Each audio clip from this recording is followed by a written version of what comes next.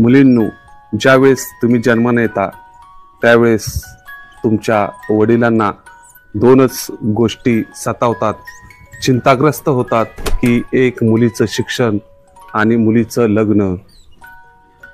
कारण की मुलापेक्षा थोडं तरी जास्त प्रेम मुलीवर बापाचं असतं.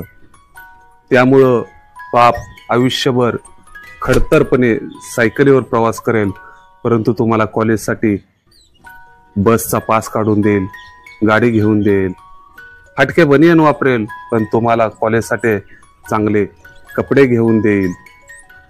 ज्या वेळेस पवित्र कन्यादानाची वेळ येते त्यावेळेस मंडपात दिवसभर मान उंच करून सन्मानाने फिरत राहील आणि कन्यादानाच्या वेळेस मुलीचा हात जावयाच्या हातात देऊन मान खाली घालून, जावई बापू तळ हाताच्या फोडाप्रमाणे सांभाळेल मुलीला.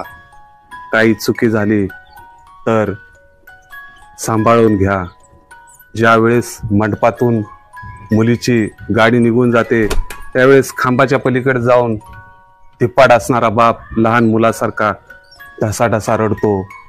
कारण की बापाचं काळीज खूप हळू असतं आणि म्हणूनच बापाला आदर करा, बापाचा सन्मान करा, बापाला इज्जत द्या आणि सगळ्यात महत्त्वाचं त्यांच्या वयोमानानुसार त्यांना आधार द्या.